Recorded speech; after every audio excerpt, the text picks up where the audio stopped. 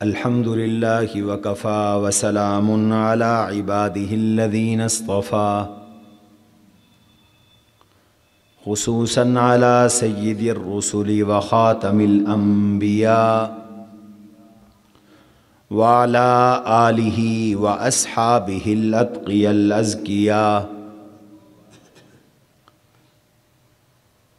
رب اشرح لي صدري ويسر لي أمري واحلل عقدة من لساني يفقهوا قولي. رب زدني علما رب زدني علما وارزقني فهما. سبحانك لا علم لنا إلا ما علمتنا إنك أنت العليم الحكيم. أستغفر الله ربي من كل ذنب وأتوب إليه. أستغفر الله ربي من كل ذنب وأتوب إليه. أستغفر الله الذي لا إله إلا هو الحي القيوم وأتوب إليه. أعوذ بالله من الشيطان الرجيم. بسم الله الرحمن الرحيم. قل هو الله أحد الله الصمد لم يلد ولم يولد ولم يكن له كفوا أحد. بسم الله الرحمن الرحيم. قل أعوذ برب الفلق من شر ما خلق ومن شر غاسق إذا وقب ومن شر النفاثات في العقد ومن شر حاسد إذا حسد. بسم الله الرحمن الرحيم. قل أعوذ برب الناس ملك الناس إله الناس من شر الوسواس الخناس الذي يوسوس في صدور الناس من الجنة والناس. اللهم صل على محمد وعلى آل محمد كما صليت على إبراهيم وعلى آل إبراهيم إنك حميد مجيد. اللهم بارك على محمد وعلى آل محمد كما باركت على إبراهيم وعلى آل إبراهيم إنك حميد مجيد.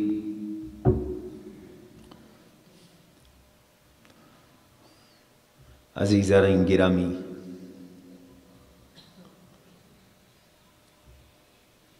سامعین محترم،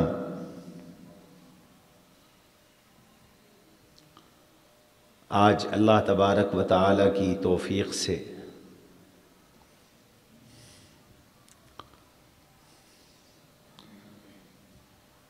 شعبان المعظم میں کے آغاز میں شروع ہونے والا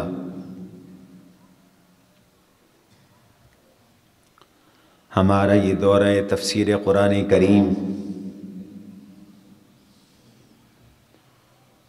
مذاکرہ علوم حدیث دورۃ اللغۃ العربیہ اور دورہ حل عبارت یعنی صرف و نحو اختتام پذیر ہو رہے ہیں۔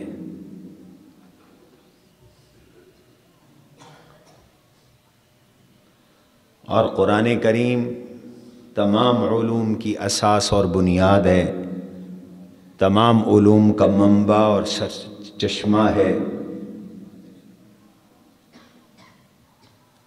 قرآن کریم سے ہی سارے علوم پھوٹتے ہیں، نکلتے ہیں، بہتے ہیں۔ اس لیے آج قرآن کریم کی آخری 3 سورتوں کے ترجمے اور تفسیر سے ہم اپنے اس دورے کے سلسلے کا اختتام کر رہے ہیں۔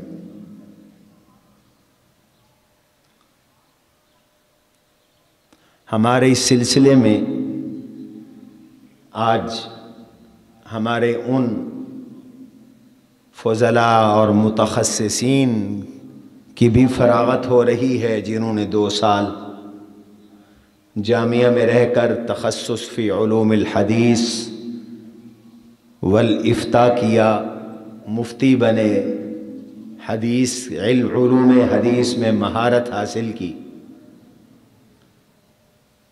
تو الحمدللہ چونکہ قرآن کریم ان سب علوم کا منبع اور سرچشمہ ہے، اس لیے قرآن کریم سے ہی کہ درس سے ہی ان دورہ جات کا اختتام ہو رہا ہے۔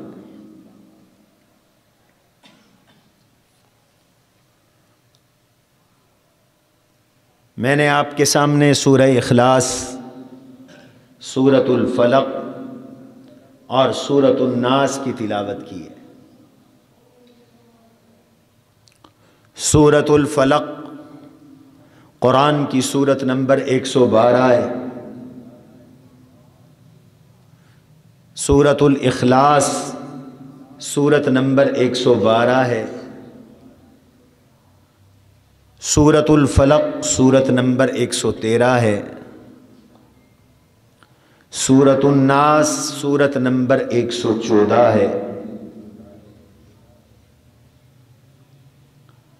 یہ قرآنی ترتیب کے مطابق میں نمبر آپ حضرات کے سامنے پیش کر رہا ہوں۔ ایک قرآن کی وہ ترتیب ہے جو لوح محفوظ میں ہے۔ ہمارا جو موجودہ قرآن ہے یہ لوح محفوظ کی اس ترتیب کے مطابق ہے۔ میں دورہ تفسیر کے آغاز میں اس پر بحث کر چکا ہوں، اور زاد الرشید فی فوائد التفسیر میں جو ہماری اس موضوع پر تصنیف ہے اللہ کے فضل سے، اس میں یہ بحث بھی ذکر کر چکا ہوں کہ قرآن کریم کی یہ جو موجودہ ترتیب ہے، یہ ترتیب اللہ کے نبی صلی اللہ علیہ وسلم کی حضرات صحابہ کرام رضوان اللہ علیہم اجمعین کو بتائی ہوئی ترتیب ہے، اور لوح محفوظ کے مطابق ہے۔ البتہ جس ترتیب سے قرآن اترا وہ ترتیب الگ ہے۔ نزول قرآن تقاضوں کے مطابق اور ضرورتوں کے مطابق ہوتا رہا۔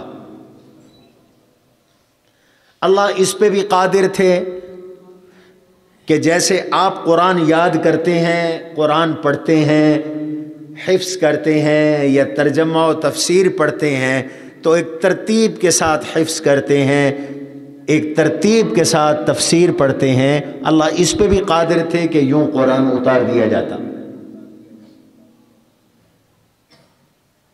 لیکن اللہ نے ترتیب نزولی اور بنائی، وہ تقاضوں اور ضرورتوں کے مطابق بنائی۔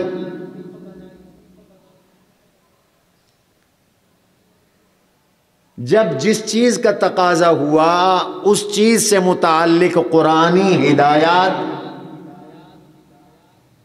وحی کے صورت میں نازل ہو گئیں، قرآن اتر پڑا۔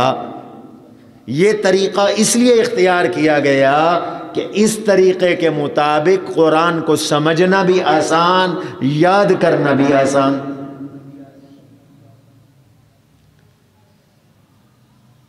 ہم آپ کو جس ترتیب سے قرآن پڑھاتے ہیں آپ کو اس کا شان نزول بتانا پڑتا ہے۔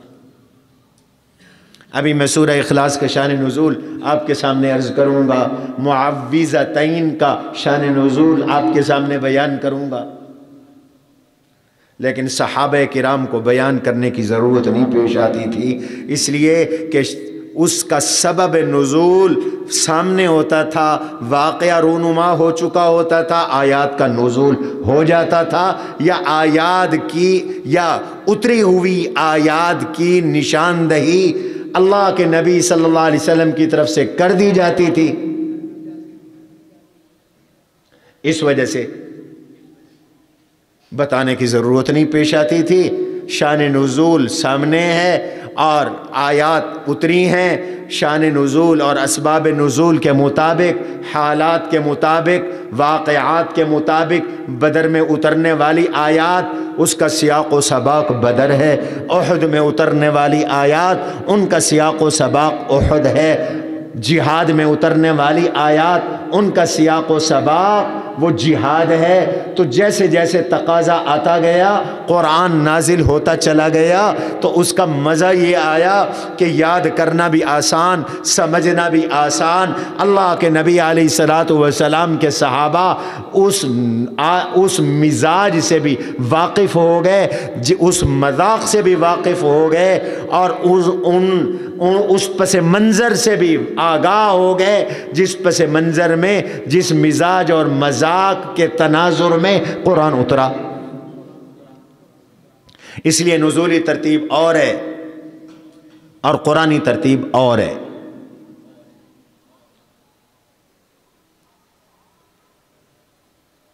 چنانچہ 114 قرآن کریم کی صورتیں ہیں، ان 114 صورتوں میں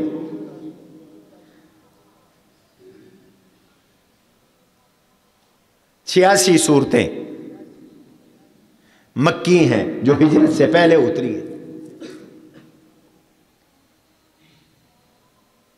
اور باقی مدنی ہیں جو ہجرت کے بعد اتری ہیں۔ کچھ ایسی بھی ہیں ان کے مکی اور مدنی ہونے میں اختلاف ہے، دو قول ہیں۔ بعض ایسی بھی ہیں جو مکی بھی ہیں مدنی بھی ہیں، یہ تفصیل زاد الرشید میں بھی موجود ہے، آپ اس کو ملاحظہ کر سکتے ہیں، وہ کتاب آپ کو مل چکی ہے۔ اور میں نے ابتدائی دروس میں عرض کیا تھا کہ قرآن کریم مربوط کتاب ہے، چونکہ یہ معجز کتاب ہے، حیرت انگیز کتاب ہے، انسانی عقول قرآن کے سامنے ہاتھ جوڑ کر بے بس ہو جاتے ہیں۔ اس کا اعجاز الفاظ میں بھی ہے، اس کا اعجاز فصاحت میں بھی ہے، اس کا اعجاز بلاغت میں بھی ہے، اس کا اعجاز معانی میں بھی ہے، اس کا اعجاز علوم میں بھی ہے، اس کا اعجاز تاثیر میں بھی ہے، اور اس کا اعجاز ربط میں بھی ہے۔ قرآن ربط میں بھی عجیب اعجاز ہے۔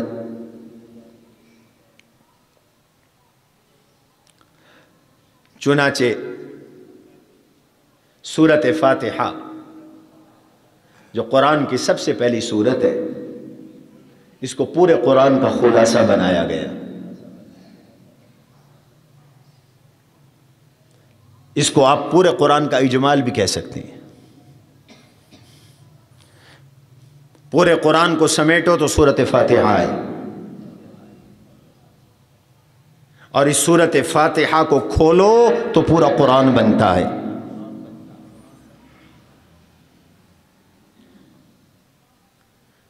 اور قرآن کریم کے جو مضامین ہیں ان میں سب سے زیادہ مؤکد اور اہم مضامین عقائد ہیں، اور عقائد میں 3 عقائد کو اللہ نے بطور خاص ذکر فرمایا ہے: توحید، رسالت، جس کے ضمن میں صداقت قرآن، اور تیسرا مضمون قیامت ہے۔ سورت فاتحہ میں یہ تینوں مضامین ہیں، اور سورت فاتحہ کی تفصیل پورا قرآن ہے۔ درخت کی طرح کہ اس کی بنیاد گٹھلی ہے، گٹھلی کا اثر پورے درخت میں ہے، درخت کی ٹہنیوں میں، درخت کے پتوں میں، درخت کی شاخوں میں، درخت کے پھل میں گٹھلی کا اثر ہوتا ہے۔ پھر درخت کی ابتدا گٹھلی ہے اور درخت کی انتہا پھر گٹھلی ہے۔ جب درخت تیار ہو جاتا ہے، پھل لگتا ہے، مقصود پھل کا حصول ہے. آپ پھل توڑتے ہیں، آم توڑتے ہیں، آم کھاتے ہیں، آخر میں کیا بچ جاتا ہے؟ گٹھلی بچ جاتی ہے. گٹھلی سے درخت شروع ہوا، گٹھلی پہ قصہ ختم ہوا. سورۃ فاتحہ کا سب سے پہلا مضمون توحید ہے. اس توحید کو پورے قرآن میں پھیلایا گیا اور اس توحید پر ہی قرآن کا اختتام ہوا. سورۃ الاخلاص سورۃ التوحید ہے. سورۃ الفلق اور سورۃ الناس میں توحید کا مضمون ہے، اللہ کی ربوبیت کا مضمون ہے. فاتحہ میں توحید کا 4 طرح کے مضامین کو بیان کیا. اللہ کی خالقیت کو، اللہ کی ربوبیت کو، اللہ کی تصرفات اور شاہی کو، اور اللہ کی مالکیت کو اور ملک کو سورۃ فاتحہ میں بیان کیا گیا. اور یہ چاروں مضامین ان 3 صورتوں میں اللہ نے بیان فرما دیے. اللہ کی ربوبیت بھی آ گئی، اللہ کا تصرف بھی آ گیا، اور اللہ کی مالکیت بھی آ گئی. ضمناً اللہ کی خالقیت اور خلقت کا ذکر بھی آ گیا. تو جیسے درخت کا آغاز گٹھلی سے ہے اور اختتام گٹھلی پہ ہے، قرآن کا آغاز بھی توحید سے ہے، اختتام بھی توحید پہ ہے. یہ قرآن کا عجیب اعجاز ہے. اور پھر یہ توحید پورے قرآن میں پھیلی ہوئی ہے. سورۃ فاتحہ کا آغاز الحمدللہ سے. پہلی الحمدللہ پورے قرآن کا اجمال ہے، قرآن کا دروازہ ہے، قرآن کا دیباچہ ہے، قرآن کا گیٹ وے ہے. اس قرآن میں آپ داخل ہو رہے ہیں.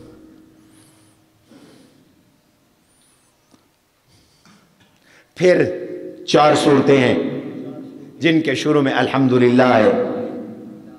سورہ انعام کے شروع میں الحمدللہ ہے، سورہ کہف کے شروع میں الحمدللہ ہے، سورہ سبا کے شروع میں الحمدللہ ہے، سورہ فاطر کے شروع میں الحمدللہ ہے. تو سورۃ فاتحہ کے ایک ایک لفظ کو ایک ایک الحمدللہ میں پھیلا دیا گیا. الحمدللہ اس جملے میں اللہ کی خالقیت کا بیان ہے. الحمد لخالق، خالق کے لیے تعریف ہے. یہ مضمون اللہ نے سورہ بقرہ سے لے کر سورہ انعام تک پھیلا دیا ہے. رب العالمین سورۃ فاتحہ کی دوسری آیت اور دوسرا جملہ رب العالمین. اللہ نے رب العالمین اور اپنی ربوبیت کا یہ مضمون سورۃ انعام سے سورہ اسراء کے آخر تک پھیلا دیا ہے. اس کے آغاز میں بھی الحمدللہ.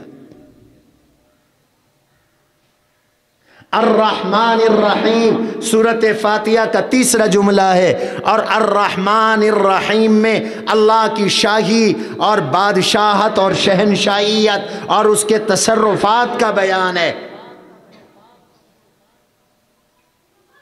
وہ عام رحمت بھی کرتا ہے، خاص رحمت بھی کرتا ہے، عام الرحمت بھی ہے، تام الرحمت بھی ہے. دنیا آخرت میں بھی رحمت کرتا ہے، خاص آخرت میں بھی رحمت کرتا ہے. مسلمان کافر دوست دشمن پہ بھی رحمت کرتا ہے، خاص مسلمان پہ بھی رحمت کرتا ہے. اللہ کے تصرف کا یہ مضمون، اللہ کی شاہی کا یہ مضمون سورہ کہف سے اللہ نے سورہ سبا سے پہلے تک پھیلا دیا ہے. مالک یوم الدین یہ چوتھا جملہ ہے سورۃ فاتحہ میں جس میں قیامت اور اللہ کی مالک ہونے کا بیان ہے. اللہ نے یہ مضمون پھیلا دیا ہے سورہ سبا سے سورہ فاطر تک.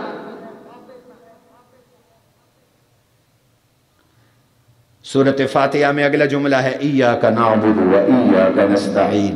پروردگار ہم تیری ہی عبادت کرتے ہیں، پروردگار ہم تجھ سے ہی مدد چاہتے ہیں۔ اللہ نے یہ مضمون پھیلا دیا ہے سورہ فاطر میں، یہ مضمون ذکر کر دیا ہے قیامت کا۔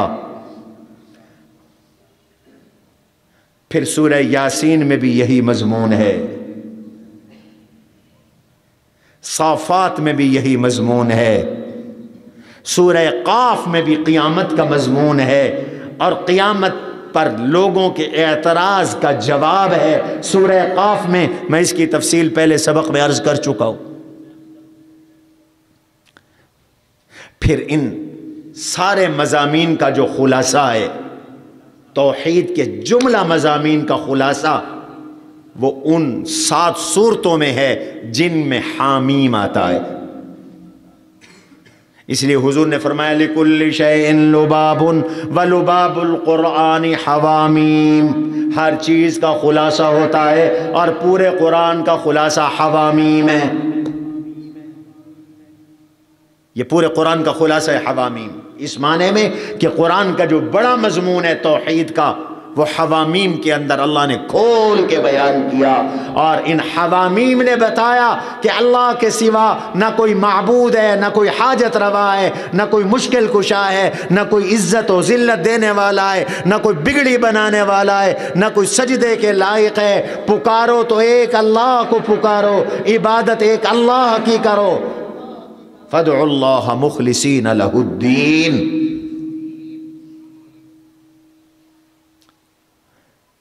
یہ مضمون توحید کا پھیلا دیا اللہ نے ان سب صورتوں میں، حوامیم تک چلا گیا۔ قرآن کا دوسرا بڑا مضمون حضور کی رسالت ہے، اللہ کے نبی صلی اللہ علیہ وسلم کی رسالت۔ تیسرا مضمون قیامت ہے۔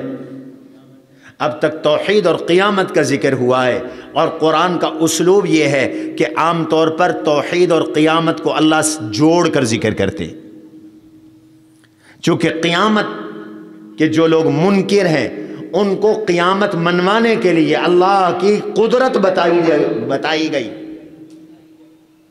اللہ نے تمہیں پہلی بار پیدا کیا، اللہ نے تمہیں مٹی سے پیدا کیا، اللہ نے پانی سے سبزہ اگایا۔ یہ قیامت کا مضمون پورے قرآن میں پھیلا ہوا ہے، توحید کا مضمون بھی پورے قرآن میں پھیلا ہوا ہے۔ اور ہم نے زاد الرشید کے آخر میں یہ آیات جن میں قیامت کا ذکر ہے اور اللہ کی وحدانیت کے مختلف پہلوؤں کا ذکر ہے، یہ ہم نے جمع کر دی، آپ اس کو دیکھ لیجیے۔ اب سورۃ النجم آ گئی۔ سورۃ النجم میں حضور کی رسالت کا بیان ہے، اللہ کے نبی صلی اللہ علیہ وسلم کی رسالت ہے۔ اور سورہ قمر میں معجزہ رسالت کا بیان ہے، اقتربت الساعۃ وانشق القمر، قیامت قریب آ گئی، چاند پھٹ گیا۔ یہ شق قمر حضور کا معجزہ ہے۔ درمیان میں جب توحید کی مضمون کو بیان کیا تو اس کے ساتھ سورہ محمد آئی۔ جب آپ توحید اور اللہ کی وحدانیت کی بات کریں گے تو کافر آپ پہ حملے کریں گے، مشرک سے برداشت نہیں ہوگا، آپ کو جنگ کرنی پڑے گی۔ سورہ محمد میں جہاد کا بیان ہے، جب آپ اللہ کے راستے میں لڑو گے اور جہاد کرو گے تو فتح آپ کی قدم چومے گی۔ اس کے بعد سورۃ الفتح ہے، سورۃ الفتح میں فتح کا بیان ہے، فتح کے نتیجے میں آپ کا ملک قائم ہوگا، شاہی قائم ہوگی۔ سورۃ الحجرات میں اللہ تعالیٰ کی شاہی کا بیان ہے، سورۃ الحجرات میں آداب معاشرت اور آداب شاہی کا بیان ہے۔ پھر رسالت کا بیان سورہ نجم میں اور سورہ قمر میں، پھر معجزہ رسالت کا بیان، اور پھر اس کے بعد اللہ تعالیٰ نے آخر قرآن تک قیامت کا مضمون دہرایا ہے سورۃ الضحیٰ تک، اور پھر سورۃ الضحیٰ سے والناس تک خلاصے کا خلاصہ ہے، خلاصۃ الخلاصہ ہے۔ تو یوں پورا قرآن ایک خوبصورت ترتیب کے ساتھ اپنے مضامین ہمیں پیش کر رہا ہے۔ تو سورہ اخلاص یہ توحید کی صورت ہے، اللہ کی وحدانیت کی صورت ہے۔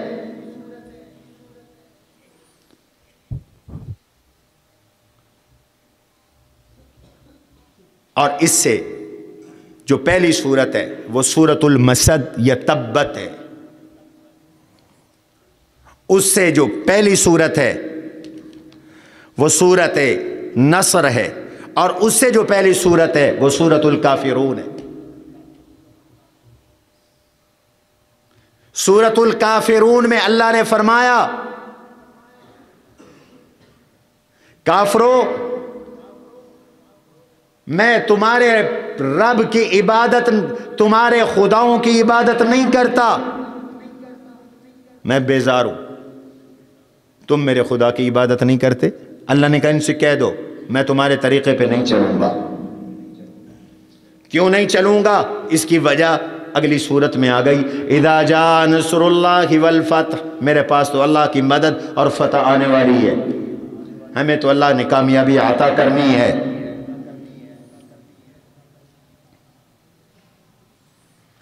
اس کے بعد سورہ تبت میں فتح کا نمونہ پیش کیا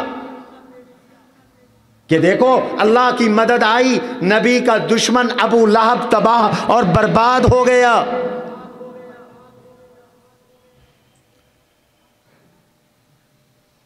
اب سورۃ اخلاص آ گئی، سورۃ اخلاص میں اپنے مسلک کو واضح کر دیا کہ میں تمہارے خداؤں کی عبادت نہیں کر سکتا، تم مشرک ہو، میں موحد ہوں، اور میرا عقیدہ خالص توحید والا ہے۔ سورت کا نام بھی سورۃ الاخلاص، یہ اخلاص فی التوحید کی صورت ہے۔ سورۃ الکافرون میں اخلاص فی العبادت کا بیان تھا، اور سورہ اخلاص میں اخلاص فی التوحید کا بیان ہے، میری توحید خالص ہے، میں گڑبڑ نہیں ہوں۔ اس لیے سورہ اخلاص بیان فرما دی۔ یہ ایسی صورت ہے جو خالصتاً یہ صورت اللہ تبارک و تعالی کے حقوق کو اجاگر کر رہی ہے، اللہ کا تعارف کروا رہی ہے۔ دیکھو قرآن کی دو صورتیں ہیں، ایک کا تعلق اللہ کی ذات سے ہے، ایک کا تعلق اللہ کے نبی کی ذات سے۔ سورۃ الکوثر کا تعلق اللہ کے نبی کی ذات سے ہے۔ سورۃ الکوثر نے اللہ کے نبی کا تعارف کروایا، مقام بتایا، عظمت کو بتایا، رفعت کو بتایا، شان کو بتایا، شوکت کو بتایا، اللہ کے نبی کے درجات اور بلندی کو بتایا۔ انا اعطیناک الکوثر، ایسا جامع جملہ کہ نبی کے سارے کمالات اللہ نے لفظ کوثر میں بیان کر دیے۔ ہم نے آپ کو کائنات کی ساری اچھائیاں عطا کی، خیر کثیر عطا کی، جس میں حوض کوثر بھی شامل ہے۔ یہ حضور کی صورت ہے۔ انا اعطیناک الکوثر، انعام خداوندی، فصلی لربک وانحر، اس انعام پہ شکرانہ ہے۔ اور حضور کے لیے اولاد کا نہ ہونا عیب تھا، اس لیے اللہ نے صفائی پیش کر دی، ان شانئک ھو الابتر، نسل مٹے گی آپ کے دشمن کی، جو آپ کو تانا دینے والا ہے، یہ عاص بن وائل، اس تانا دینے والے کی، اس گستاخ کی نسل مٹ جائے گی۔ میرے نبی آپ کی نسل، آپ کا کام، نام، نسل، اللہ اس کو ہمیشہ کے لیے سلامت رکھیں گے، زندہ اور تابندہ رکھیں گے۔ یہ حضور سے دفاع، حضور کے حقوق، حضور کے فضائل کی صورت ہے سورۃ الکوثر۔ اور سورۃ الاخلاص اللہ کے حقوق، اللہ کے کی صورت ہے۔ قل هو اللہ احد اللہ الصمد لم یلد ولم یولد ولم یکن لہ کفوا احد۔ حضور کے لیے اولاد کا نہ ہونا عیب، اس لیے فرمایا ان شانیک هو الابتر، اور اللہ کے لیے اولاد کا ہونا عیب، اس لیے فرمایا لم یلد ولم یولد۔ وہاں اولاد کا نہ ہونا عیب تھا، فرمایا ان شانیک هو الابتر، اور اللہ کے لیے اولاد کا ہونا کمزوری ہے۔ کیوں اولاد ہوتی ہے؟ سہارے کے لیے، اور رب کہتا ہے لم یتخذ ولدا ولم یکن لہ ولی فی الملک۔ اللہ کو کسی ولی کی ضرورت نہیں، اللہ کو کسی شریک کی ضرورت نہیں، وہ ازل سے ابد تک ہے، اس کو کسی سہارے کی ضرورت نہیں۔ اولاد سہارے کے لیے ہوتی ہے، اولاد آسرے کے لیے ہوتی ہے، اولاد خدمت کے لیے ہوتی ہے۔ اللہ کو نہ سہارے کی ضرورت ہے، نہ اللہ کو کمزوری آتی ہے، نہ اللہ کو بڑھاپا آتا ہے، نہ اللہ کو کسی کی احتیاج ہے، اس لیے اس کو اولاد کی ضرورت نہیں۔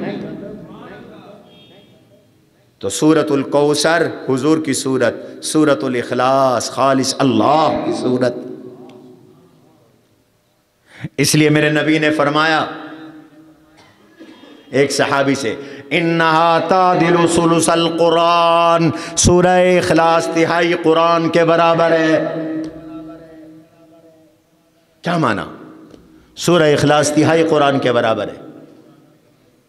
اس کا ایک مفہوم محدثین نے یہ ذکر کیا، اس حدیث کا مفہوم محدثین اور فقہاء جانتے ہیں کہ جو شخص سورہ اخلاص کے علاوہ باقی قرآن صحیح نہیں پڑھ سکتا، وہ سورہ اخلاص ہی 3 بار پڑھ دے، اس کے لیے سورہ اخلاص 1 بار پڑھنا تہائی قرآن کے برابر ہے۔ بعض محدثین نے اس کا معنی یہ بیان کیا، انہا تعدل ثلث القرآن، سورہ اخلاص تہائی قرآن کے برابر ہے، اجر اور ثواب میں یہ تہائی قرآن کے برابر ہے۔ انہا تعدل ثلث القرآن، اس کا ایک معنی یہ بیان کیا گیا کہ اس میں جو مضمون بیان کیا گیا وہ مضمون تہائی قرآن کے برابر ہے۔ چونکہ قرآن کے 3 مضمون ہیں، بڑے مضمون قرآن کے 3 ہیں، میں بتا چکا ہوں۔ کون کون سے؟ توحید، رسالت، قیامت۔ اور سورہ اخلاص میں توحید کا بیان ہے، اس میں توحید کو بتایا گیا ہے، اس لیے فرمایا سورہ اخلاص تہائی قرآن کے برابر ہے، ثلث القرآن کے برابر ہے۔ اور چونکہ خالص اللہ کے حقوق سے متعلق ہے، اس لیے اللہ کو اس صورت سے بڑا پیار ہے۔ مسجد قباء میں ایک امام تھے، ان کا اپنا ایک ذوق تھا۔ بعض بزرگوں کی اپنی شان ہوتی ہے، ان کی طبیعت پر خاص اعمال کا غلبہ ہو جاتا ہے، ان کی اپنی شان تھی، اور وہ یہ کہ جب وہ نماز پڑھاتے تھے تو سورہ فاتحہ کے بعد پہلے قل ہو اللہ پڑھتے تھے، پھر کوئی اور سورت ساتھ ملاتے تھے، ہر رکعات میں، ہر نماز میں۔ تھے بڑے نیک صالح۔ لوگوں نے ان سے کہا کہ یا تو آپ صرف قل ہو اللہ پڑھیں یا دوسری سورت پڑھیں، آپ قل ہو اللہ کو ہر رکعات کا جز بنا کر کیوں پڑھتے ہیں؟ انہوں نے کہا میرے پیچھے نماز پڑھنی ہے تو میں تو ایسے ہی پڑھاؤں گا، ورنہ امام بدل لو، میں تو ایسے ہی پڑھاؤں گا اگر میرے پیچھے پڑھنی ہے۔ حدیث میں آتا ہے صحابہ نہیں چاہتے تھے کہ اپنا امام بدلیں، انہوں نے حضور کو شکایت کی، حضور صلی اللہ علیہ وسلم نے اس کو بلایا، امام صاحب آپ ایسا کیوں کرتے ہیں؟ ہر رکعت میں کیوں قل ہو اللہ پڑھتے ہیں؟ وہ فرمانے لگے یا رسول اللہ یہ اللہ کے تعارف کی پر مشتمل صورت ہے، مجھے اس سے محبت ہے۔ حضور علیہ السلام نے فرمایا حبک ایہا تدخل الجنہ، حبک ایہا تدخل الجنہ، تیرا سورہ اخلاص سے محبت کرنا تجھے جنت میں لے جائے گا۔ تو جسے سورہ اخلاص سے محبت ہے، یعنی اس سورہ اخلاص کے پڑھنے سے، اس کے مضامین سے، اس کے مضامین کو اس نے اپنے دل میں دماغ میں اتارا ہوا ہے، اللہ کی معرفت حاصل کرنا چاہتا ہے، اس کی برکت سے اللہ اسے جنت عطا فرما دیں گے۔ ایک اور صحابی تھے، وہ سفر میں صحابہ کے ساتھ تھے، نماز پڑھاتے تھے، وہ ہر رکعات میں سورت کے آخر میں قل ہو اللہ پڑھتے تھے، ہر رکعات میں قل ہو اللہ پڑھتے تھے، یہ ان کی اپنی شان ہے۔ حضور نے ان سے پوچھا تم ایسا کیوں کرتے ہو؟ وہ کہنے لگے مجھے قل ہو اللہ سے محبت ہے۔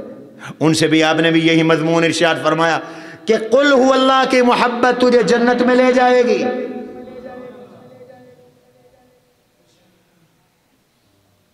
چوتھی حدیث، حضور علیہ السلام نے فرمایا جس نے 10 مرتبہ قل هو اللہ احد پڑھا اللہ جنت میں اس کا محل تیار فرمائیں گے۔ یہ اللہ کو ایسی محبوب صورت ہے۔ پانچویں حدیث، اللہ کے نبی علیہ السلام کا اپنا معمول مبارک یہ تھا کہ آپ جب رات کو سونے لگتے، بستر پہ لیٹنے لگتے تو آپ سورہ اخلاص، قل هو اللہ احد اور اس کی بعد والی 2 صورتیں معوذتین ان کو پڑھتے، ہاتھوں پہ دم کرتے اور جسم کے اوپر پھیر کر سو جاتے، اور آپ صلی اللہ علیہ وسلم جب اٹھتے تھے تو تب بھی یہ صورتیں تلاوت فرماتے تھے۔ آپ نے ہر نماز کے بعد ان صورتوں کی تلاوت کی ترغیب دی تاکہ ان صورتوں کا مضمون دل اور دماغ میں مستحضر ہو جائے، دل اور دماغ میں بیٹھ جائے۔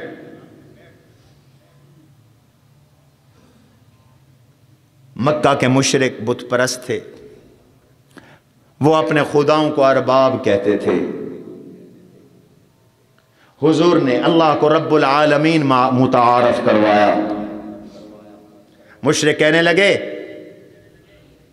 صف لنا ربک، اپنے رب کا تعارف تو کرواؤ، امن ذہب ام من فضت، وہ سونے کا ہے، چاندی کا ہے، زبرجد کا ہے، پتھر کا ہے، تمہارا رب کس طرح ہے؟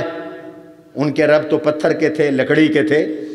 اللہ نے یہ سورت اتاری، بسم اللہ الرحمن الرحیم، قل هو اللہ احد، آپ اعلان کر دیجئے وہ رب ایک ہے۔ یہ ہوا بعض کہتے ہیں ضمیر شان ہے، بعض نے فرمایا اس کا مرجع رب ہے جو سوال میں مذکور ہے۔ صف لنا ربک، اپنے رب کی وصف بیان کیجئے۔ فرمایا میرے رب کا تعارف پوچھتے ہو کہ میرا رب کیا ہے؟ هو اللہ احد، میرا رب یکتا ہے، اکیلا ہے، وحدہ لا شریک ہے، احد لا ثانی لہ، وہ اکیلا ہے، اس کا ثانی کوئی نہیں۔ قل هو اللہ احد، اعلان کیجئے میرا رب اکیلا ہے، لا نظیر لہ، اس کی نظیر کوئی نہیں، ولا شریک لہ، اس کا شریک کوئی نہیں۔ قل هو اللہ احد، اعلان کر دیجئے میرا رب ایک ہے، اکیلا ہے، اس کا بعض کوئی نہیں، اس کی تقسیم کوئی نہیں، لا ینقسم، وہ تقسیم نہیں ہوتا، وہ واحد ہے، یکتا ہے، لا شریک ہے۔ مشرکین کی اللہ نے تردید کر دی۔ اللہ الصمد، یہ اللہ کی دوسری صفت ہے۔ قل هو اللہ احد میں مشرکین کی تردید فرمائی۔ اللہ الصمد، اللہ صمد ہے۔ صمد کا عام طور پہ ہم معنی کرتے ہیں بے نیاز۔ بے نیاز کس کو کہتے ہیں؟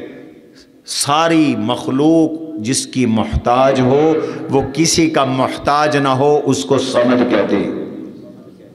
اور بعض نے صمد کا معنی یہ بیان فرمایا کہ صمد وہ ہے السید الذی لا یقضی امر الا باذنہ، وہ سردار جس سے پوچھ پوچھ کر ہر کام کیا جائے۔ گویا اشارہ کیا کہ اللہ کی ذات سردار ہے اور باقی ساری مخلوق اس کی غلام ہے، ساری مخلوق اس کی عبد ہے، عبید ہے، اس کی غلام ہے، وہ کسی کا محتاج نہیں، سب اس کے محتاج ہے۔ یہ بھی مشرکین کے عقیدے کی تردید کر دی۔ پھر فرمایا تیسری وصف لم یلد ولم یولد، اس میں اللہ کے ازلی اور ابدی ہونے کو بیان کیا، وہ ازل سے ہے ابد تک ہے۔ لم یلد نہ وہ پیدا ہوا، ولم یولد نہ اس کی اولاد ہے، نہ وہ پیدا کیا گیا، نہ وہ پیدا ہوا نہ وہ پیدا کیا گیا، نہ اس کے ماں باپ ہیں نہ اس کی اولاد ہے۔ یہ یہود و نصارہ کی تردید کر دی۔ یہودی کہتے تھے عزیر علیہ السلام اللہ کے بیٹے ہیں، اور عیسائی کہتے تھے عیسیٰ علیہ السلام اللہ کے بیٹے ہیں۔ اللہ نے فرمایا غلط کہتے ہیں۔ لم یلد ولم یولد ولم یکن لہ کفوا احد، نہیں ہے اس کا کوئی ہمسر، اس جیسا کوئی نہیں۔ یہ اللہ کی تمثیل کی تردید کر دی، تردید تمثیل باری تعالی۔ اللہ کو کسی پر قیاس نہیں کیا جا سکتا، کسی کی طرح مثال اللہ کو کی ذات کی نہیں دی جا سکتی۔ اس کا کوئی ہمسر نہیں، اس جیسا کوئی ہے نہیں، اس جیسا کوئی ماڈل نہیں، اس جیسی کوئی شخصیت نہیں، اس جیسی کوئی کائنات میں ذات کوئی نہیں۔ وَلَمْ يَكُنْ لَهُ كُفُوًا أَحَدٌ۔ سورہ اخلاص سے درس ملا، اللہ کے ساتھ اپنا تعلق قائم کرو، اللہ تبارک و تعالی سے اپنی احتیاج میں مدد مانگو، سب اسی کے محتاج ہیں، وہ کسی کا محتاج نہیں ہے۔ بسم اللہ الرحمن الرحیم قل اعوذ برب الفلق من شر ما خلق ومن شر غاسق اذا وقب ومن شر النفاثات في العقد ومن شر حاسد اذا حسد۔ یہ سورۃ الفلق ہے۔ بسم اللہ الرحمن الرحیم قل اعوذ برب الناس ملک الناس الہ الناس من شر الوسواس الخناس الذی یوسوس فی صدور الناس من الجنۃ والناس۔ یہ سورۃ الناس ہے۔ ان دونوں سورتوں کا نزول اکٹھے ہوا، اس لیے میں نے تلاوت بھی اکٹھے کر دی، یہ اکٹھے اتری ہیں۔ یہ سورۃ الفلق 20ویں نمبر پر اتری تھی، اس کا نزول میں 20واں نمبر ہے، اور قرآنی ترتیب میں 113واں نمبر ہے۔ سورۃ الناس 21ویں نمبر پہ اتری تھی، اور قرآنی ترتیب میں اس کا آخری اور 114واں نمبر ہے۔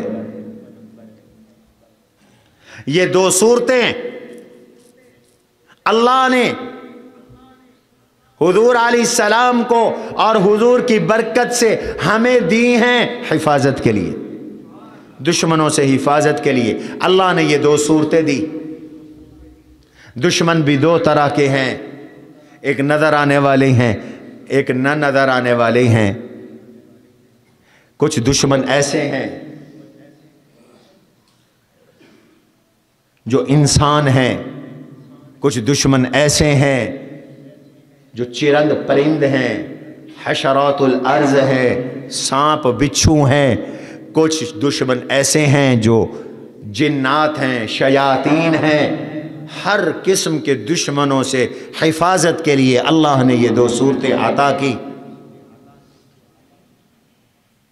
کبھی خطرہ جان کا ہوتا ہے، کبھی خطرہ ایمان کا ہوتا ہے، جان کے خطرے سے حفاظت کے لیے اللہ نے سورۃ الفلق عطا کی، ایمان کے خطرے سے حفاظت کے لیے اللہ نے سورۃ الناس عطا فرما دی۔ سورۃ الفلق میں جان کی حفاظت کا نسخہ ہے اور سورۃ الناس میں ایمان کی حفاظت کا نسخہ ہے۔ اللہ نے فرمایا ایمان ایسے بچاؤ، اور جان کی حفاظت سے ایمان کی حفاظت زیادہ ضروری ہے۔ جان کے خطرات کم ہیں، ایمان کے خطرات اس سے کئی زیادہ ہیں۔ اس وجہ سے جہاں جہاں جان کا خطرہ، اس سے پناہ مانگنے کے لیے اللہ کی صرف ایک صفت ذکر کی، صرف ایک، قل اعوذ برب الفلق، بس آگے خطروں کا بتایا، مجھے 4 خطرے ہیں، یہ 4 خطرے جان سے تعلق رکھتے ہیں۔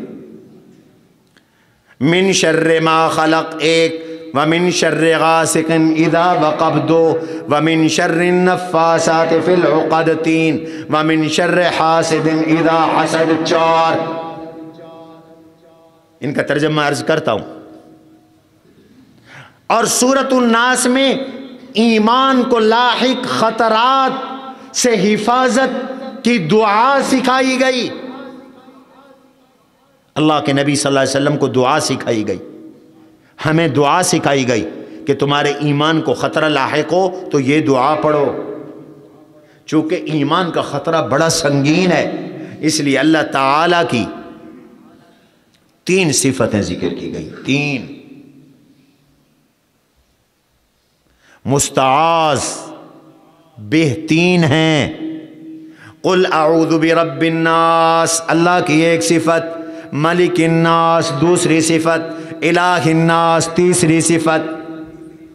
خطرہ ایک ہے جس کا یہاں ذکر ہے، من شر الوسواس الخناس الذی یوسوس فی صدور الناس من الجنۃ والناس۔ گویا ان دونوں صورتوں میں 5 خطرات سے حفاظت کی دعا سکھائی گئی۔ کتنے خطرات سے؟ 5 خطرات، ان میں 4 جسمانی خطرات ہیں، 5واں ایمانی خطرہ ہے۔ ان 11 آیتوں میں، یہ کل 11 آیتیں ہیں، 2 صورتیں ہیں، اللہ نے تلقین کی مسلمانوں کو، کلمہ پڑھنے والوں کو کہ کلمہ پڑھنے والوں تم رب ذوالجلال سے، تم رب الفلق سے، رب الناس سے، ملک الناس سے، الہ الناس سے، اللہ کی 4 صفتیں مذکور ہیں۔ 5 خطرات سے پناہ مانگو، 5 خطرات سے بچنے کی دعا کرو، اپنے آپ کو اللہ کے سپرد کر دو، اللہ کی پناہ میں آ جاؤ۔ اور اللہ کی پناہ سے بڑی پناہ اور کسی کی نہیں، سب سے بڑی پناہ اللہ کی پناہ ہے۔ وہ ایک لطیفہ ہے، کہتے ہیں کہ اگر کوئی شخص پوری دنیا کو تیر اور کمان بنا کر تیر پھینکنے لگ جائے تو کہاں جائیں؟ بچنے کی کیا صورت ہے؟ توجہ کیجئے، اللہ کسی کو یہ قدرت دے دیں کہ وہ پوری کائنات کو تیر بنا لے، کمان بنا لے، آج کی اصطلاح میں سمجھو گن بنا لے، گولی بنا لے، پوری کائنات کو، اور مجھے بچنا ہے تو میں کہاں جاؤں؟ تو کسی سمجھدار نے کہا گن چلانے والے کی گود کے بغل میں چلے جاؤ، بچ جاؤ گے۔ اس بندوق چلانے والے کی بغل میں چلے جاؤ، بچ جاؤ گے۔ اللہ بھی سمجھا رہے ہیں اگر میری ساری مخلوق تمہاری دشمن بن جائے، میری ساری مخلوق تمہاری مخالف بن جائے، زمین دشمن ہو، آسمان دشمن ہو، فلک دشمن ہو، لوگ دشمن ہو، رشتہ دار دشمن ہو، پڑوسی دشمن ہو، جنات دشمن ہو، شیاطین دشمن ہو، حتیٰ کہ سانپ، بچھو، حشرات الارض، چرند پرند تمہارے دشمن ہو، تو بچنے کی اب بھی ایک صورت ہے، اور وہ صورت یہ ہے تمہاری جان کو خطرہ ہے تب، تمہارے ایمان کو خطرہ ہے تب، بچنے کی ایک صورت ہے اللہ کی پناہ میں آ جاؤ، اللہ کی پناہ میں آ جاؤ، وہ تمہیں بچائے گا۔ 5 خطرات ہیں، 5، اور حضور کو بھی خطرات لاحق ہو گئے تھے، اس لیے یہ صورت اتری۔ یہ جو یہودی ہیں بدماش، اللہ ان کو ذلیل اور رسوا کرے، آمین کہو۔ جیسے انہوں نے فلسطینیوں پہ مظالم ڈھائے ہوئے ہیں، آج امت سوئی ہوئی ہے، ہائے کلیجہ منہ کو آتا ہے اللہ کی قسم۔ ایک گھر سلامت نہیں رہا، ایک گھر۔ غزہ پورا گر گیا، سر چھپانے کی جو بچ گئے ہیں جگہ کوئی نہیں۔ 31,000 سے زیادہ لوگ شہید ہو چکے، 24 گھنٹے بم برس رہی ہیں، بارود برس رہا ہے۔ ظالموں نے 16,000 سے زیادہ معصوم بچوں کو قتل کر ڈالا۔ آج 8 مارچ پوری دنیا میں خواتین کے حقوق کا دن منایا جا رہا ہے، اور حقوق کے نام پر پاکستان میں مغرب زدہ خواتین کو مغرب کی دولت دے کر، ڈالر دے کر آج سڑکوں پہ نکالا جا رہا ہے۔ جو بکواس کرتی پھرتی ہیں میرا جسم میری مرضی، جو کتبے اٹھائی پھرتی ہیں سالن خود گرم کر لو، کپڑے خود استری کر لو، یعنی خامند اور بیوی کو لڑوا کر آپ کے خاندانی نظام کو عورت کے حقوق کے نام پر تباہ کیا جا رہا ہے، نکاح کے خلاف بکواس کی جا رہی ہے۔ آپ تو سوئے ہوئے ہیں نا، آپ تو سوئے ہوئے ہیں۔ پروگرام یہ ہے نکاح والا سلسلہ ختم ہو، لوگوں کو قرآن کا باغی بناؤ، مذہب بیزار بناؤ، دین بیزار بناؤ، مرتد بناؤ، ان کا کوئی مذہب نہ ہو، بس یہ حرص اور ہوا کے بندے ہوں، یہ جانوروں کی طرح کھائیں پئیں، جیسے چاہیں خواہشات پوری کریں، نہ کوئی ماں کی تمیز ہو، نہ کوئی بہن کی تمیز ہو، نہ کوئی بیٹی کا فرق ہو، نہ کوئی بیوی کا فرق ہو، نہ کوئی نکاح کا ہو، نہ کوئی طلاق ہو، بس جس کی جو مرضی آئے، جہاں منہ مارنا چاہے، منہ کالا کرنا چاہے، حتیٰ کہ اب ٹرانسجنڈر کے نام پر مرد کی مرد کے ساتھ، عورت کی عورت کے ساتھ شادیاں، اس کی ترویج دی جا رہی ہے، اس کا رواج دیا جا رہا ہے۔ آپ کی سیاسی پارٹیوں نے الیکشن کے ایجنڈے میں لکھا تھا، اور آپ تو تانے دیتے ہو ہمیں، اور اندھے مقلد ہو سیاستدانوں کے تم۔ پنجاب کی وزیر اعلیٰ نے جو پہلی تقریر کی اتفاق سے چل گئی، اور میں نے 2 جملے سن لیے، میں نے پوری تقریر نہیں سنی۔ وہ اپنی پہلی تقریر میں فرما رہی ہیں کہ پنجاب میں ٹرانسجنڈر کو بھی حقوق دیے جائیں گے، ہمیں حقوق دیے جانے سے مسئلہ نہیں ہے، اسلام نے تو سب کو حقوق دیے ہیں۔ یہ حقوق کون سے ہوں گے؟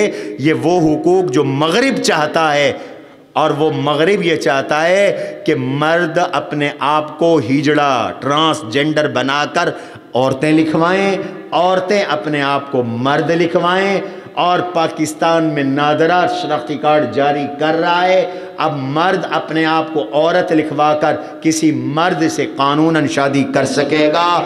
تو ہو رہی ہیں مرد مرد کے ساتھ شادی، عورت عورت کے ساتھ شادی، یہ مغرب سے پروگرام آیا ہے، آپ کے ملک کو بھوکا کر کے شرط لگائی گئی ہے۔ جیسے پہلے شرط لگائی گئی مولویوں کو کنٹرول کرو، مدرسوں کو کنٹرول کرو، مسجدوں کے سپیکر بند کرو، درس قرآن بند کرواؤ، کوشش کی جا رہی ہے اب مدرسے بند کراؤ، مدرسوں کو سکول میں بدلو، ایسے ہی کوشش کی جا رہی ہے۔ اب رفتہ رفتہ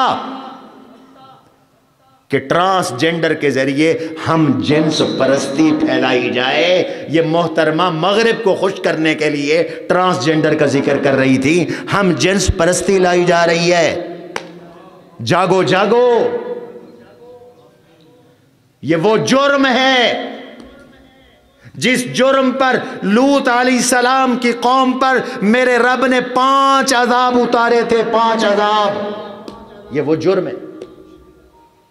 فَطَمَسْنَا أَعْيُنَهُمْ، اللہ نے ان کو اندھا بھی کر دیا تھا. اندھے ہو گئے تھے لوط علیہ السلام کی قوم کے لوگ. یہ وہ جرم ہے جس جرم پر حضرت لوط علیہ السلام کی قوم پر زلزلہ آیا تھا. یہ وہ جرم ہے جس جرم کے ارتکاب پر اللہ نے آسمان سے ان پر پتھر اتارے تھے. ہر پتھر پر مجرم کا نام لکھا ہوا تھا. قرآن کہتا ہے مسوماتن، نشان لگائے ہوئے تھے. یہ وہ جرم پاکستان میں عام کرنا چاہتے ہیں. یہ وہ جرم ہے جس جرم پر حضرت جبریل علیہ السلام نے سدوم کی ان بستیوں کو اپنی انگلی پہ اٹھایا، آسمان تک لے گئے. اتنے آسمان کے قریب ہو گئی بستیاں کہ آسمان کی مخلوق نے مرغوں کے آذانوں کی آوازیں بھی سن لی. پھر ان بستیوں کو الٹا کر کے زمین پہ پٹخ کے دے مارا. حکمرانوں، میں پیغام دینا چاہتا ہوں، رب کعبہ کی قسم، مذہب اور اسلام سے بغاوت سے تمہارے مسائل کم نہیں ہوں گے، تمہارے مسائل بڑھ جائیں گے. عافیت اسلام میں ہے، عافیت دین میں ہے، کامیابی دین میں ہے. یہ ملک دین کے نام پہ بنا، یہ ملک اسلام کے نام پہ بنا، یہ ملک مذہب کے نام پہ بنا. قوم مذہب سے ہے، مذہب جو نہیں تم بھی نہیں، یہ جذب باہم جو نہیں محفل انجم بھی نہیں. اگر آج آپ کو مذہب سے تکلیف ہے تو پھر اپنی تباہی کا انتظار کرو، اللہ کے عذاب کا انتظار کرو. قرآن کہتا ہے تم نے قرآن کو چھوڑا تو میں تمہاری شکلیں بدل دوں گا. ہاں یہی تو دورہ تفسیر میں ہمارے ان بچوں نے پڑھا. یا ایھا الذین اوتوا الکتاب آمنوا بما نزلنا مصدقا لما معکم من قبل ان نطمس وجوہا فنردها علی اعقابها. اللہ نے فرمایا یہودیو عیسائیو، جب ان کو خطاب ہے تو مجھے آپ کو نہیں، قرآن پہ ایمان لاؤ، قرآن کو مانو اس سے پہلے کہ تمہاری شکلیں بگڑ جائیں. من قبل ان نطمس وجوہا، ہم تمہارے چہروں کو مٹا ڈالیں. فنردها على ادبارها او نلعنهم كما لعنا اصحاب السبت وكان امر الله مفعولا. اس سے قبل کہ تمہارے چہرے آگے پیچھے برابر ہو جائیں، چہرے مٹ جائیں اور ایسے ہو جائیں جیسے پیچھے گدی ہے، اس سے قبل کہ تمہاری شکلیں بگڑے، چہرے تمہارے مسخ ہو جائیں، اور اس سے قبل کہ جیسے وہ اصحاب سبت یہودی ہیلے باز خنزیر بن گئے تھے، بندر بن گئے تھے، چوہے بن گئے تھے، تم بھی خنزیر بندر چوہے بننے سے پہلے قرآن پر ایمان لاؤ، قرآن کو اپناؤ. اگر نظام قرآن نہیں ہے تو پھر تمہاری شکلیں بھی بدلنے کا خطرہ ہے، اور پھر تمہاری فطرت کے مٹنے کا بھی اندیشہ ہے. ممسوح الجسد ممسوح الفطرت بن جاؤ گے، شکلیں بھی بگڑ جائیں گی، فطرت بھی بگڑ چکی ہے. قرآن سے بغاوت نہ کرو، دین سے بغاوت نہ کرو. میں ہاتھ جوڑ کر حکمرانوں تمہیں کہہ رہا ہوں، اپنے اداروں کو کہہ رہا ہوں، اسلام سے بغاوت برداشت نہیں. اسلام کے نام پہ یہ ملک بنا ہے، اسلام ہی اس ملک کا سامان بقا ہے، اسلام ہی اس ملک کا دستور ہے، اسلام ہی اس ملک کا آئین ہے.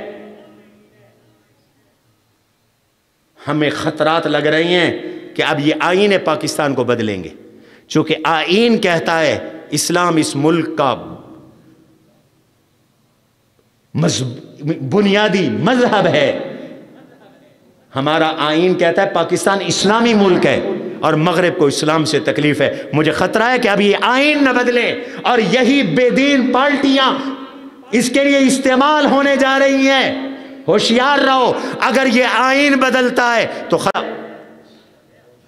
پھر ناموس رسالت کی شک گئی. یہ اسی آئین کا حصہ ہے. اصل تکلیف ان اسلامی دفعات سے، لیکن ان دفعات کو اکیلے وہ بدلیں تو آپ شور کرتے ہیں. اس لیے آپ کو خوبصورت نعرہ لائیں گے، صدارتی نظام، فلاں نظام، فلاں نظام، اور کوشش کریں گے کہ اس آئین سے جان چھوٹ جائے تاکہ اسلام سے جان چھوٹ جائے. بیدار رہنا میرے دوستو. اللہ کے نبی صلی اللہ علیہ وسلم کے دشمنوں، ان یہودیوں ملعونوں نے جب حضور کا ہر طرح سے مقابلہ کر کے ناکام ہو گئے تو ناکام قوموں کا آخری عمل ہوتا ہے جادو ٹونا، تعویذ گنڈا. آج بھی جو مایوس قسم کے لوگ ہیں، کوتا ہمت، کام کوئی نہیں آتا، وہ چاہتے ہیں کہ ہم اپنی زندگی کا نظام جادو ٹونے پہ کریں. اس کے خلاف جادو، اس کے خلاف جادو، اس کے خلاف جادو، اس کے خلاف جادو. حضرت لاہوری رحمت اللہ تعالی علیہ نے بڑی خوبصورت تعبیر فرمائی. فرمایا حالت انحطاط میں قوموں کا مشغلہ وہ جادو ٹونا ہوتا ہے. جب قومیں گرتی ہیں تو پھر وہ حکومتیں بھی جادو کے سہارے چلانے کی کوشش کرتی ہیں، نظام بھی جادو کے سہارے چلانے کی کوشش کرتی ہیں، اور یہ طریقہ یہودیوں کا ہے. قرآن کہتا ہے وَاتَّبَعُوا مَا تَتْلُو الشَّيَاطِينُ عَلَى مُلْكِ سُلَيْمَانَ وَمَا كَفَرَ سُلَيْمَانُ وَلَكِنَّ الشَّيَاطِينَ كَفَرُوا يُعَلِّمُونَ النَّاسَ السِّحْرَ وَمَا أُنزِلَ عَلَى الْمَلَكَيْنِ بِبَابِلَ هَارُوتَ وَمَارُوتَ. میرے عزیزو تم پڑھ چکے ہو اس کی ساری تفصیل، میں آپ کو سورہ بقرہ میں سب بتا چکا ہوں. لبید بن عاصم ایک بدبخت یہودی تھا، اس کو پیسے دیے یہودیوں نے، بڑے بڑے معاوضہ دیا کہ حضور پہ جادو کر. اس نے ایسا عمل کیا کہ اللہ کے نبی کے دین کے معاملات تو متاثر نہیں ہوئے، لیکن دنیا کے معاملات میں آپ بہت ڈسٹرب ہو گئے. کھانا کھاتے بھول جاتے کھانا کھایا ہے نہیں کھایا، حق کے زوجیت ادا کرتے بھول جاتے ادا کیا ہے نہیں کیا. آپ بڑے پریشان رہنے لگے، یوں لگتا تھا جیسے آپ کا جسم رسیوں میں جکڑا ہوا ہو. یہ تعبیر حدیث میں ہے. اللہ تو اپنے نبی کے آپ محافظ ہیں. ایک دن اللہ نے اپنے نبی کو وحی کے ذریعے، خواب بھی وحی ہے، نبی کا خواب وحی ہے، اطلاع دی. دو فرشتے آئے، ایک پاؤں کی طرف ایک سر کی طرف بیٹھ گیا. انہوں نے پوچھا، ایک نے پوچھا دوسرے سے اس شخص کو کیا ہے؟ دوسرے نے کہا مطبوبن، یہ مسحور ہے، ان پہ جادو ہوا ہے. من طبہ قال لبید بن عاصم، لبید بن عاصم نے جادو کیا ہے. کہاں کیا ہے؟ بئر ذروان میں. کس چیز میں؟ فی مشتن و مشاطن. ان پر جادو ہوا ہے کنگھے میں، نر کھجور کے خوشے میں، اور پتلا بنایا گیا تھا. اس پتلے میں سوئیاں چبھوئی گئی تھی. اللہ کے نبی صلی اللہ علیہ وسلم بیدار ہوئے. حضرت عائشہ سے فرمایا، استادوں کو آگے آنے دو، استاد جی آگے آ جائے، کرسی پہ آ جائے. اللہ کے نبی صلی اللہ علیہ وسلم نے ارشاد فرمایا، عائشہ میری بیماری کا مجھے پتہ چل گیا، میری طرف دھیان رہے، میری بیماری کا مجھے پتہ چل گیا ہے، اللہ نے مجھے بتا دیا ہے. پھر وہ آپ کچھ صحابہ کو ساتھ لے کے گئے. بعض روایت میں آتا ہے صحابہ کو بھیجا، حضرت زبیر کو بھیجا، عمار ابن یاسر رضی اللہ عنہ کو بھیجا. وہ گئے تو اس کنویں کا پانی ایسے بدلا ہوا تھا جیسے مندھی والا پانی ہوتا ہے. وہ پانی نکلوایا گیا. پانی کے اندر ایک پتھر کی چٹان تھی، اس کو ہٹایا گیا. اس کے نیچے سے یہ سارا مواد نکل آیا. اس میں 11 گانٹھیں بھی لگی ہوئی تھی، پتلا بھی بنا ہوا تھا. حضور کے بال بھی استعمال کیے گئے تھے، کنگھے کے بال. اور لڑکیوں سے اس نے 11 گانٹھیں دلوا کر کچھ پڑھوا کر ان پہ دم کیا ہوا تھا۔ اللہ کے نبی پر یہ آیات اتری، یہ 11 آیات ہیں معوذتین کی، یہ 11 آیات اتری۔ سورت مکی ہے، اتری ہوئی پہلے بھی تھی، اب پھر دوبارہ جب تذکیر کرا دی جائے تو مفسرین کہہ دیتے ہیں کہ پھر اتری، یعنی ان آیات کی طرف متوجہ کر دیا گیا۔ آپ ایک ایک آیت پڑھتے گئے، ایک ایک گانٹھ کھولتے گئے۔ فرمایا مجھے یوں لگتا ہے کہ میں رسیوں سے جکڑا ہوا تھا، میں اب کھل چکا ہوں، میری طبیعت کھل چکی ہے۔ اس حفاظت کے لیے اللہ نے آپ کو یہ 2 صورتیں دی۔ وقت ختم ہو رہا ہے، میں ترجمہ کر کے بات کو سمیٹتا ہوں۔ 5 چیزوں سے اللہ نے فرمایا مجھ سے پناہ مانگا کرو، 5 خطرات سے، 5 چیزوں سے۔ پہلی صورت میں 4 وہ خطرات ہیں جن کا تعلق انسان کی جان سے ہے، اور دوسری صورت میں ایک وہ خطرہ ہے جس کا تعلق ہمارے ایمان سے ہے۔ جو 4 جان کے خطرات ہیں، فرمایا ان خطرات سے بھی مجھ سے پناہ مانگو۔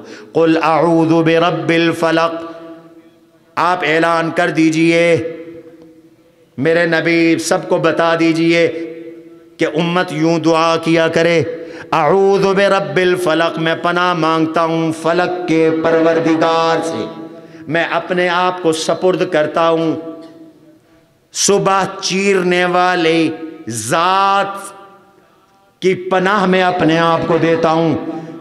مجھے 4 خطرات لائق ہیں پروردگار۔ پہلا خطرہ من شر ما خلق، تیری ہر مخلوق کے شر سے، چور، ڈاکو، جادوگر، سانپ، بچھو، آگ، سمندروں کے پانی، سیلاب، زلزلہ، آگ لگ جانا، شارٹ سرکٹ ہو جانا۔ آپ نے دیکھا نہیں، یہ پچھلے سے پچھلے جمعے آگ لگی آپ کے قریب، پتہ نہیں کتنے کروڑ کا گتہ جل گیا، 1 ہفتے تک آگ بجھ نہیں سکی۔ یہ بھی من شر ما خلق ہے۔ ہر صبح ہر شام پڑھو گے تو ایسے مصیبتوں سے محفوظ رہو گے۔ اعلان کیجئے، پہلا خطرہ ہے تیری مخلوق کے شر کا، مجھے اس سے بچا۔ نمبر 2 ومن شر غاسق اذا وقب، اندھیرا جب رات کو چھا جائے، اس اندھیرے میں آنے والے سب شرور، چاہے وہ جادوگر اندھیرے میں جادو کریں، چور ڈاکو آئیں نقب زنی کریں۔ ومن شر النفاثات فی العقد، تیسرا خطرہ مجھے ہے ان پھونک مارنے والی لڑکیوں کے شر سے جو گروہوں میں پھونک مار رہی ہیں، جادو کر رہی ہیں۔ اور ایک تفسیر اس کی یہ ہے کہ مجھے پھنسانے والی، میری عزت کے پر حملہ کرنے والی عورتوں، لڑکیوں اور خواتین کے شر سے مجھے بچا۔ وَمِن شَرِّ حَاسِدٍ اِذَا حَسَد، مجھے حاسد کے شر سے بچا جب وہ اقدام حسد کرے۔ اور حاسد سے بچنا یہ ہمارے بس میں نہیں ہے، اللہ ہی بچا سکتا ہے۔ یہ 4 خطرات ہیں، اللہ مجھے ان سے بچا۔ اور دوسری صورت وہ بھی اسی کے ساتھ اتری، قل اعوذ برب الناس ملک الناس الہ الناس۔ یہاں اللہ کی 3 صفتیں ہیں، چونکہ ایمان کو خطرہ ہے تو 3 صفتیں اللہ کی ذکر فرمائیں۔ اعلان کر دیجئے میں پناہ مانگتا ہوں لوگوں کے پروردگار کے ساتھ، لوگوں کے بادشاہ کے ساتھ، لوگوں کے معبود کے ساتھ۔ خطرہ ایک ہے، من شر الوسواس الخناس الذی یوسوس فی صدور الناس من الجنۃ والناس، میرے پروردگار مجھے محفوظ فرما من شر الوسواس، وسوسہ ڈالنے والوں کے شر سے، الخناس جو چھپ چھپ کے وسوسے ڈالتے ہیں، میرے ایمان کو خراب کرتے ہیں، ہماری نسلوں کے ایمان کو خراب کرتے ہیں۔ یہ تیری مخلوق ہے کچھ جو چھپ چھپ کے وسوسے ڈالتی ہے، پروپگنڈے کرتی ہے، ذہن سازی کرتی ہے۔ الذی یوسوس فی صدور الناس من الجنۃ والناس، لوگوں کے دلوں میں وسوسے ڈالتے ہیں۔ کون ہیں؟ کچھ جن ہیں، کچھ انسان ہیں، مجھے شیطان کے خطرات سے بچا، شیطان کے حملے سے مجھے محفوظ فرما، مجھے شیطان کے خطرے سے میری ہر طرح سے حفاظت فرما۔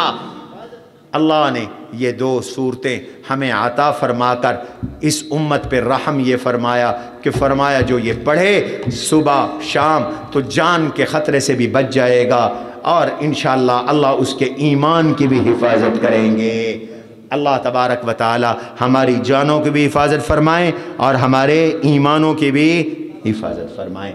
سبحان ربک رب العزت عما یصفون وسلام علی المرسلین والحمد للہ رب العالمین۔ درس تفسیر تو الحمدللہ ختم ہو چکا۔ آپ کے شہر کے لیے یہ بڑا اعزاز ہے کہ پورے ملک سے یہ طلباء سارا سالی پڑھنے آتے ہیں، اور پھر یہ ہماری چھٹیوں کے دن ہیں، ایام تعطیلات ہے۔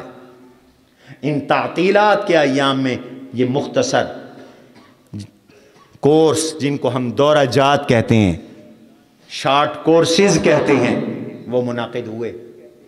اس قلیل عرصے میں الحمدللہ قرآن کریم کی تفسیر پڑھائی گئی، اور یہ سلسلہ اللہ کے فضل سے یہ اعزاز آپ کے جامعہ کو نصیب ہوا ہے۔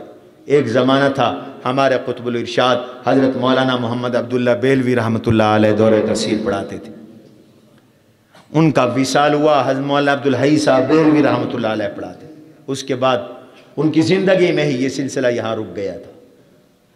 اللہ نے آپ کے شہر میں دورہ حدیث بھی شروع کروا دیا، یہ دورہ تفسیر بھی 2005 سے الحمدللہ چل رہا ہے۔ 2005 سے قرآن کے الفاظ کی بھی خدمت ہو رہی ہے، قرآن کے معانی کی بھی خدمت ہو رہی ہے، حدیث کی بھی خدمت ہو رہی ہے۔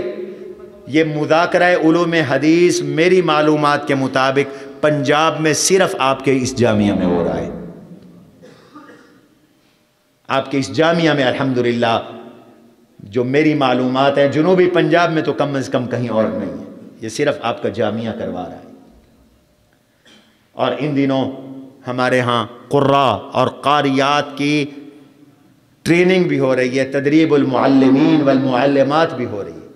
کچھ بچے ہمارے صرف نحو پڑھنے آئے، سندھ تک سے آئے، کچھ ہمارے بچے عربی سیکھنے کے لیے آئے، لغت العربیہ میں مختلف جامعات مختلف مدارس سے آئے، اور یہ پورا سال یہ آپ کا یہ گلشن الحمدللہ آباد رہتا ہے اللہ کے فضل و کرم سے، اور اس کا فیض دور دور تک پہنچ رہا ہے، دور دور تک اس کی قدر۔ بچے بچیاں ہمارے دورہ تفسیر میں 40 کے قریب بچیاں شریک ہیں اللہ کے فضل و کرم سے، 40 کے قریب بچیاں، یہ کوئی تھوڑی تعداد نہیں ہے۔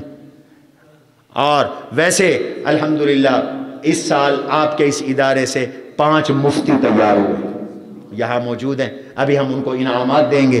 انہوں نے 2 سال لگائے، یہ دورہ حدیث کے بعد یہ ایک طرح سے ہماری پی ایچ ڈی ہے، اسپیشلائزیشن ہے جو ہمارے ان مفتیان کرام نے حاصل کی، اور یہ الحمدللہ فتوے لکھتے ہیں۔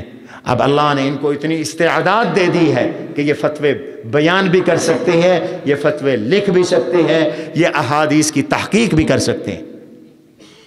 اور آپ کے اس جامعہ سے اس سال اللہ کے فضل و کرم سے، اللہ کی خاص توفیق سے 34 عالم اور عالمات تیار ہوئے۔ میں نے ختم بخاری کے موقع پر بتایا تھا 70 حفاظ اور حافظات تیار ہوئے، 80 طلباء طالبات کا حفظ مکمل ہوا اللہ کے فضل و کرم سے۔ 20 طلباء 10ویں کا امتحان دے رہے ہیں، اللہ انہیں کامیاب کرے، ان کے امتحان جاری ہیں۔ 34 طلباء کے 9ویں کے امتحان شروع ہونے والے ہیں اللہ کے فضل و کرم سے۔ 157 طلباء طالبات نے ناظرہ قرآن اس سال مکمل کیا۔ 1879 طلباء طالبات پورا سال یہاں تعلیم حاصل کرتے رہے، اور ان دنوں صرف ہمارے جو دورہ جات کے طلباء ہیں، طالبات نہیں، ان کی تعداد 179 ہے، اور طالبات کو بھی شامل کر لیں تو ان کی تعداد تقریباً 250 بنتی ہے۔ یہ ان دنوں ہمارے جامعہ کی گندم ختم ہو گئی، آٹا خرید رہے ہیں، یہ خواجہ شکیل صاحب موجود ہے ماشاءاللہ، ان سے ادارہ آ رہا ہے، اور 7.5 من آٹا یہ روزانہ لگ رہا ہے، اور کروڑوں کے یہ اخراجات ہیں آپ حضرات کے سامنے ہیں۔ अभी नया हमारा मंसूबा तैयार हो गया अल्हम्दुलिल्लाह। हमने यतीम बच्चों की तालीम और तरबियत और उनकी मुकम्मल किफ़ालत के लिए पाकिस्तान में एक मुनफरिद मंसूबा शुरू किया है, किसी मदरसे में नहीं है। हम शव्वाल से दाखिला शुरू कर रहे हैं। इसमें 8 से 12 साल के बच्चे को हम लेंगे जो यतीम होगा, बेसहारा होगा, उसके औलिया गरीब होंगे, वो मुस्तहिक़ ज़कात होगा। ऐसे बच्चों को हम पहले फ़ेज़ में हिफ्ज़ कुरान करवाएंगे, साथ इंग्लिश मीडियम प्राइमरी करवाएंगे। दूसरे फ़ेज़ में हम उन्हें इंशाअल्लाह ज़रूरी दीनी तालीम देंगे और मैट्रिक करवाएंगे, और उसके बाद और साथ फ़नी तालीम देंगे, और उसके बाद उनको इख्तियार होगा, चाहे वो हमारे पास आलिम बने, चाहे वो मुआशरे में जाएं, अपने पाँव पे खड़े हों और काम काज करें। ये एक नया शोबा आपका जामिया शुरू करने वाला है, और एक बच्चे का जो हमारा खर्च है माहाना वो 20,000 रुपये एक बच्चे पर। उस बच्चे की लिबास, उसका खाना, उसकी दवाई, उसका इलाज, उसकी किताबें, उसकी कॉपियाँ, सब उसकी किफ़ालत वो अपने ज़िम्मे ले रहे हैं। आप हजरात उन्हें अपने ज़िम्मे ले सकते हैं अल्लाह के फजल व करम से।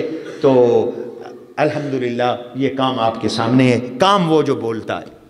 तो आप हजरात को इसलिए बता रहा हूँ कि आपको इत्मीनान हो कि आप मदरसे का तामुन करते हैं। अल्हम्दुलिल्लाह ये आप हजरात के तामुन से निज़ाम चल रहा है, कोई सरकारी ग्रांटें तो नहीं। तो आप हजरात के इत्मीनान के लिए ये आपको बता रहा हूँ, दुआ भी किया करें। और अभी गंदम का सीज़न आ रहा है, गंदम का ख्याल करें। जामिया का 3,000 मन का गंदम का खर्च है, और अभी भी मैं आप हजरात से कहता हूँ अपनी ज़कात में से आटा भेजो। मदरसे में आटे की सख्त ज़रूरत है। अब आगे रमज़ान आ रहा है, सहरी इफ्तारी का जो हमारा सामान लगना है उसका मैंने तखमीना निकलवाया, 1 लाख रुपए से ज़्यादा यौमिया तलबा की सहरी और इफ्तारी का खर्च है। हमारे हिफ्ज़ के शोबाजात ये जारी रहेंगे, ये मैट्रिक के शोबाजात ये रमज़ान में भी खुले रहेंगे, जारी रहेंगे। तो आप हज़रात को इन मेहमानान रसूल का इकराम करना चाहिए, इनकी खिदमत करनी चाहिए। जहाँ जहाँ तक मेरी आवाज़ जा रही है, आपकी ज़कात का ये बेहतरीन मसरफ़ है। बाकी जो रिफाही काम हो रहे हैं वो आपसे भी ढके छुपे नहीं हैं। अल्हम्दुलिल्लाह ये जो हमारी डायलिसिस है पूरे ज़िले में इसका मुमताज़ नतीजा है, और मुफ्त गुर्दों की डायलिसिस हो रही है। इतनी खिदमत आपके THQ में नहीं हो रही जितनी अल्हम्दुलिल्लाह यहाँ हो रही है। गरीबों का इलाज हो रहा है, आँखों के ऑपरेशन हर साल होते हैं। आप हजरात देखते हैं कि कितना बड़ा मेला होता है, यहाँ मेले का सामान होता है। बेवगान की खिदमत हो रही है, यतामा की खिदमत हो रही है। पानी आप हजरात मुफ्त ले जाते हैं। पूरे शहर में कई जगहों पर प्लांट लगे हुए हैं। ये सब आपके इस इदारे की बरकत से है। लेकिन ये असल में हम तो डाखाना है, आप दे जाते हैं, हम आपकी अमानतें आगे पहुंचा देते हैं। आप हजरात हमेशा ख्याल किया करें। अब मुख्तसर वक़्त में हमारे ये जो मुतखस्सिसीन हैं और हमारे ये दौरे के शुरका हैं, इनको जामिया की तरफ से लाखों रुपए की किताबें और इनामात दिए जा रही हैं। अल्लाह के फजल व करम से इसमें मेरी लिखी हुई किताबें वो भी शामिल हैं, और दूसरी किताबें भी अल्हम्दुलिल्लाह शामिल हैं। असातिज़े किराम तशरीफ़ ले आए, तमाम असातिज़ा जिन्होंने दौरा पढ़ाया है तशरीफ़ ले आए और अपने हाथों से इन तलबा को इनामात दें। फिर सुन्नतें पढ़ेंगे, नमाज़ जुमा। قد عظمت فللأمجاد بانيها، ومن يسعى إلى العليا بما فيها ويبني